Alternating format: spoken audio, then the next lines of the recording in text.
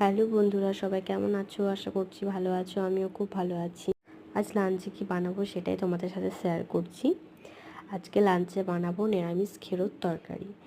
তাই কড়াইয়ের মধ্যে তেলটা গরম হয়ে এসেছে, তখন আমি দিয়ে দিলাম এর মধ্যে হিং ফোড়ন দিয়ে দিলাম। নিরামিষ করছি তো, আর খেরোর তরকারি আমি যতবার করি নিরামিষই করি। ওই পেঁয়াজ রসুন দিয়ে আমাদের বাড়িতে কেউ খেতে চায় না, তার জন্য। আর এর মধ্যে দিলাম 5 ফোড়ন, তেজপাতা, আর দেবো শুকনো লঙ্কা। এটা আপনার ফোড়নটা এটা হয়ে এলে তার মধ্যে যে কেটে রেখেছি খেরো আলুটা ধুয়ে সেটা আমরা দিয়ে দেবো। আর নিরামিষ তো সবাই জানো অলরেডি যে কেমন করে রান্নাটা করে। এবার অনেকের রান্না অন্যরকম, তো অনেক ধরনের। আমি এটা শুধু ওই যে ধনে গুঁড়ো, জিরে গুঁড়ো আর লঙ্কা গুঁড়ো দেবো, আর কিছু না। ঝাল লঙ্কা গুঁড়ো, কাশ্মীর গুঁড়ো লঙ্কা দেবো না এর মধ্যে। দেখো নেড়ে নিচ্ছি, পরিমাণ মতো চিনি, হলুদ দিয়ে নেড়ে নেবো। আজ লাঞ্চে সেরকম বেশি কিছু বানাবো না। আজ খেরোর তরকারি হবে, মুগের ডাল অলরেডি হয়ে গেছে, আর তোমার উচ্ছে আলু ভাতে হবে। ওটা প্রেশার কুকারে সেদ্ধ করতে দিয়েছিলাম, ওটা সিটি দিয়ে নামানো আছে। এখানে দেখো আদাটাও দিয়েছি, এই দেখো সিটি দিয়ে নামানো আছে। গ্যাসটা এখন অফ করে দিয়েছি। ওই গরম ভাতের সাথে উচ্ছে আলু ভাতে মাখাটা খেতে ভীষণ ভালো লাগে।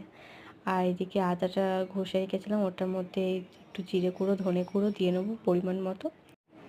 আজ না বাইরে ওয়েদারটা বেশ সুন্দর আছে, মানে রোদটা সেরকম দেয়নি, হালকা গরমটা আছে কিন্তু রোদটা সেরকম দেয়নি। চলো আমি তোমাদেরকে বাইরে একবার নিয়ে যাবো, দাঁড়াও। এখানে আমি মশলাটা দিয়ে নিই।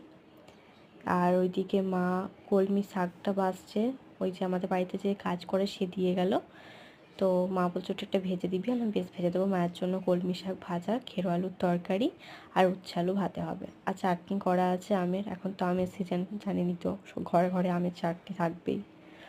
তার এদিকে দিয়ে নিলাম হলুদ চিনিতে দিয়ে নিলাম, লবণটাও দিয়ে নেবো। এরপরে ভালোভাবে নেড়ে আমি ঢাকা দিয়ে দেবো। এখন তো আমের সিজন, সবাই আমের আচার, আম গুড় সমস্ত কিছু করবে। আমাদের আমের আচার করতে নেই, তার জন্য করবো না আমের আচার, কিন্তু আম গুড়টা আমি করে রেখেছি জানো। যে রেসিপি লাগে আমাকে বলবে, আমি তোমাদের সামনে শেয়ার করব। এবার একটা ঢাকা দিয়ে নেবো আমি। এই দেখো কলমি শাক ছাড়াচ্ছে, মায়ের বললাম তুমি ছাড়িয়ে একটু ধুয়ে দাও, আমি বেঁচে দেবো। আর এইদিকে দেখো ওয়েদারটা কি সুন্দর। দেখি তো আমাদের দিকে কাঁঠাল ধরেছে, দাঁড়াও তোমাদেরকে দেখাই। এটা মানে অন্য লোকের বাড়িতে ধরেছে, কিন্তু পুরো গাছটা আমাদের এদিকে। বাতাবি গাছটা তো পুরোটাই আমাদের এদিকে, যত বাতাবি ধরেছে সব আমাদের এদিকেই ধরেছে। ওরা বাতাবি ওদের ওদিকে পায় না, এলে আমাদের ঘর থেকে নিতে আসতে হয়। তো তরকারিটা ফুটছে, এটা ভালো করে, এখন আলুটা সেদ্ধ হয়নি, আমি ঢাকা দিয়ে দেবো, সেদ্ধ হোক। ভিডিওটা কেমন লাগলো আমাকে কিন্তু জানাবেন।